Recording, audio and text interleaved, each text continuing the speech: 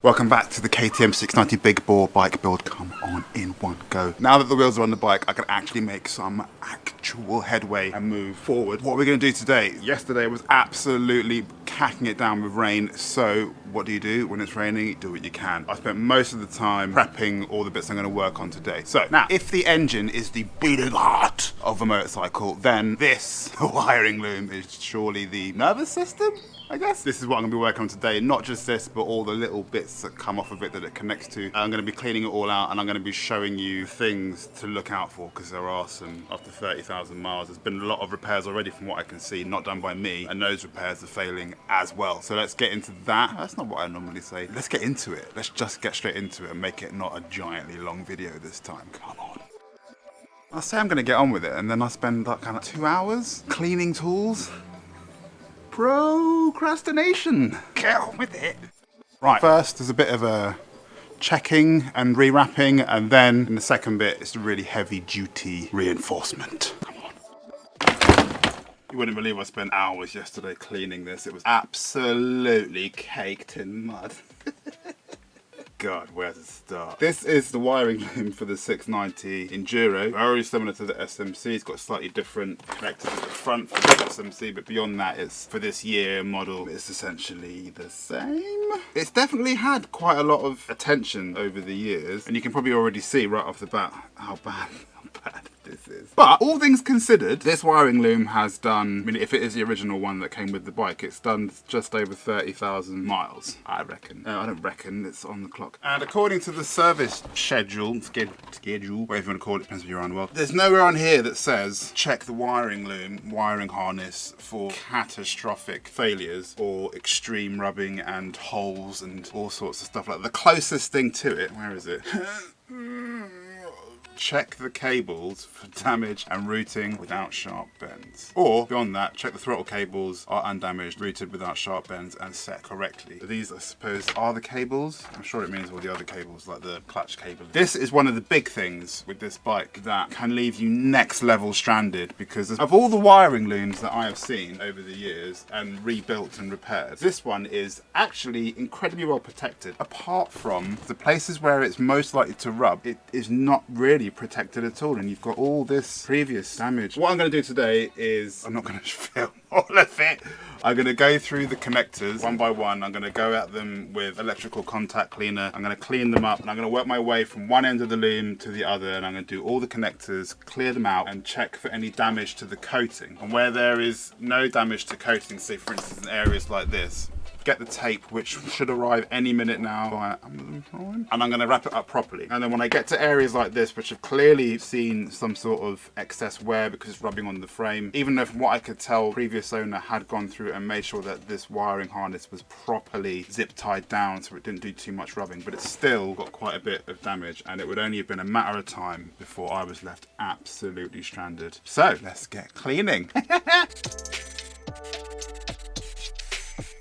It is amazing how much electrical contact cleaner does get all the gunk and junk off from around connectors. So it is my understanding that 690 Enduros SMCs, they do not take kindly to dielectric grease being put into the connectors to protect them from corrosion and whatnot. And that is something to do with the ECU is very sensitive to, what's the word? So variations in current detected by the ECU will throw up error codes and may encourage it to think that it's got something wrong, and you'll get like an FI flash on the dash. So annoyingly, I'm not going to be using that. But yeah, all the gack that you see on it,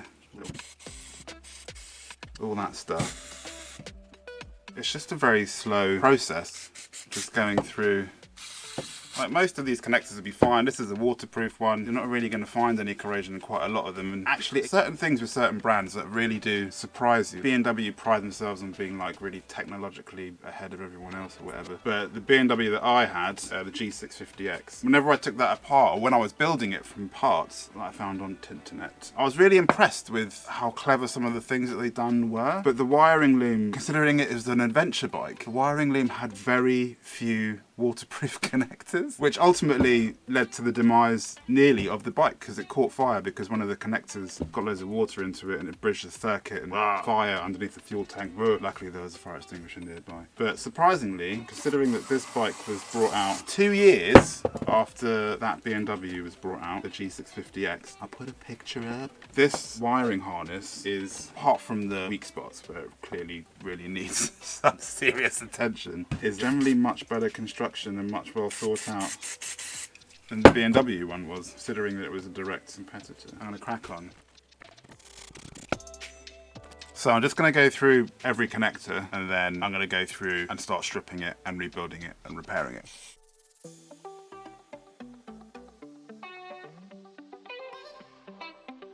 Right, so the good old clean. This thing is absolutely knackered. It's falling apart. I'm going to leave it put together like this for now. These just arrived, Amazon Primo. So now I'm going to go back to the beginning, the other end of the wiring loom, and slowly but surely rewrap and check everything.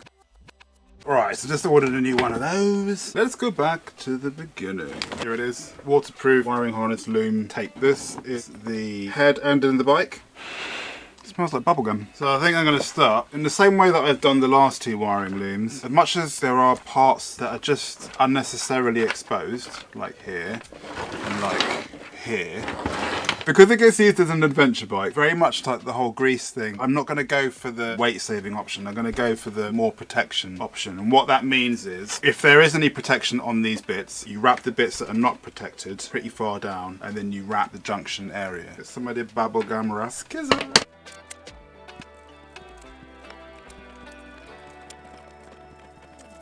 That's one. Some of them don't need much. It's safe to say that those two can go together. There's a little bit of like using your loaf, I suppose. And unlike, how do I put this? When you do a repair with the loom in situ, what I find, one thing is definitely easier is that you get a good idea of routing and tension. So when you are working on it with the loom or the harness off the bike, unless you've got unbelievable memory at how it was tensioned when you took it off, you may need to do some adjusting. So once you've done your whole loom, you then put it on the bike and have a little gander and see how it all sits. So those quite clearly come separate away. So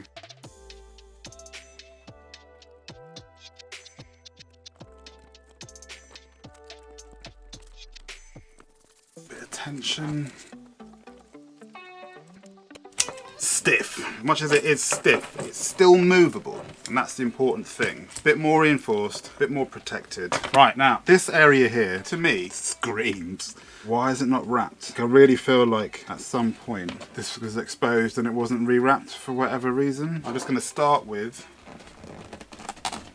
go as tight as I can get it. Just one singular pass, just to keep it in check.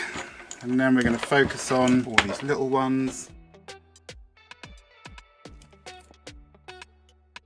Flip that over. Really tight. Really tight. Really tight.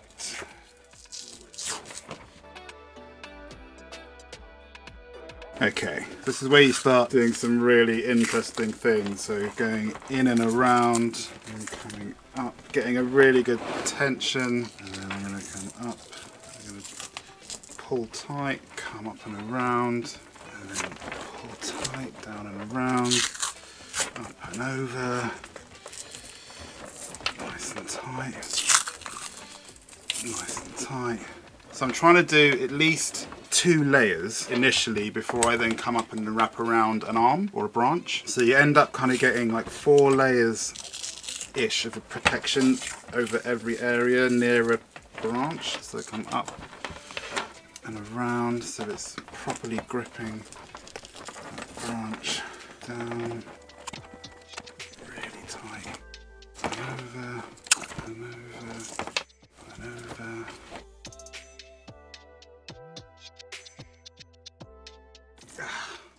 Actually getting arm pump in there. I'm just holding on to it bloody tight. Come on.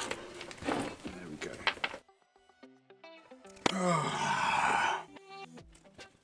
So this has been rewrapped in the past, and that kind of says to me that this is a point where things have gone wrong in the past. So let's pull this off, have a little look. Definitely, this junction definitely gets a lot of, why can't I speak? This junction definitely gets a lot of exposure. As you can see, it's pretty caked in mud. Dealing with a wiring harness that's clearly been rewrapped. The temptation is when you get to a point when it starts to look like it's fairly fresh and there's no mud and stuff on it, oh, maybe I'll just wrap over the top of it. But you never know. You just go down a little bit further and you might find some fairly dodgy repairs to the wiring. On the last wiring loom I had so many shoddy repairs. Well, not shoddy, just, you know, a little bit of solder goes a long way in fixing something. I wonder if we're going to find anything untoward. No, all looks good. I reckon all it needs is just a little bit of a clean up. Get off all of this old glue residue or adhesive residue. Just through the power of paranoia, I'm going to wrap it even more than it was before.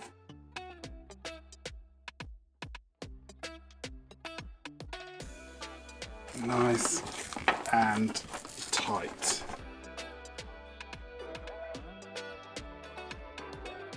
Is that excessive? Maybe a little bit? It's all about peace of mind. Knowing that you overwrapped it, less likely for it to rub through and have a catastrophic electrical failure which you cannot find on the trail. Now for the heavy duty reinforcement stuff. So this is the bit that's really commonly known to wear through and give you all manner of trouble. It's the section underneath the, hold on, is it? Yeah, it's the section underneath the battery tray. This gets some serious rubbing, and you can see from the previous owner that's had electrical tape wrapped around it. It's got new loom tape wrapped around it. This is where I'm kind of expecting to find exposed wire internals. I'm hoping I don't, but I'm expecting it. Expect the worst, rejoice when it's not as bad. What's the saying? I don't know. Let's have a look. So there's definitely been some rubbing here. You can kind of see where it's worn through. It's all good. It's all good. Because I know that this point here, right here, is the mega rubbing. I'm just going to tape around it once. Ooh, there is a little something else you can do when you know you've got a problem section. So you tape off some, get it going, get that out of the way. In fact, remember the order in which you do it, remember the order in which you do it. Okay, so we'll tape off that. We're going to lightly tape the whole area. I'll show you a little trick. Ugh.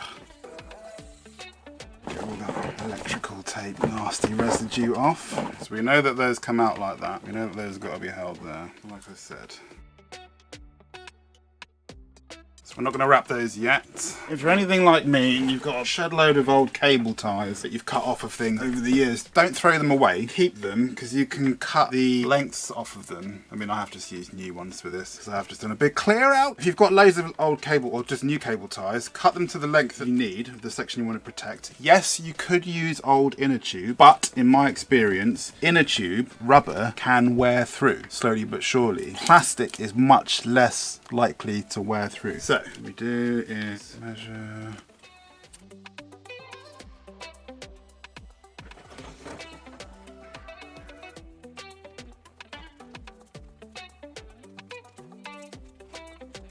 Don't need that one.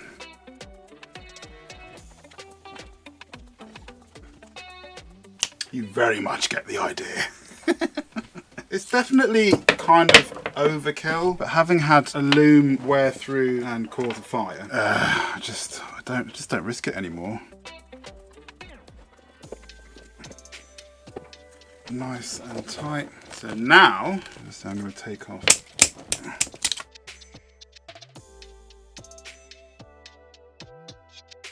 You do a single pass, now it's reinforced, because obviously all that needs to happen now is for this to wear through and then these can start popping out. So then you come back and you do a very tight second pass.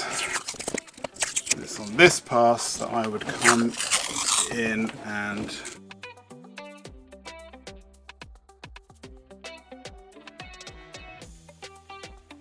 I'm not going to stop there, because remembering that this here is the area of wear, that is heavy duty. Where's my tape?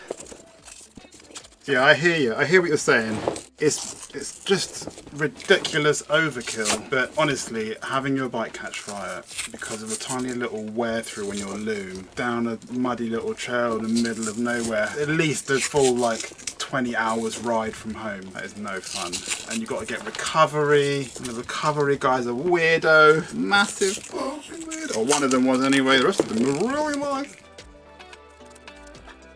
Arguably now, these bits, the bits that are properly protected from factory, are now the weak points. Alright, so another day, another modification, check it. It's nice to wake up today to see this is so reinforced now that I can have peace of mind when I am ragsing it on the trail, and all the vibrations in the world are not going to cause it to wear through and cause some sort of catastrophic fire or failure or whatever. I know it seems like it's not really massively an important thing to worry about, but trust me, if you're going on a long adventure, you definitely want to sort out your wiring harness loom before you go, or at least just wrap that one particular section, because if you don't, it can mean all manner of heartbreak and trouble on the trails. I'd be interested to know if people with SMCs or SMCRs or the Supermoto versions have a similar issue, or is it literally the vibrations of adventure riding and off-roading that do this to the wiring harness? Let me know. Right, I think that's probably going to be about it for episode 5, I reckon. I did want to talk about a few other things like the side stand switch eliminator, the upgrade to the regulator, rectifier, all stuff like that, but I didn't want this video to turn it into like a 45-minute special, so we're going to talk about that in a different video. Thanks for watching. Please like, subscribe and share, particularly share. I'll see you in the next one.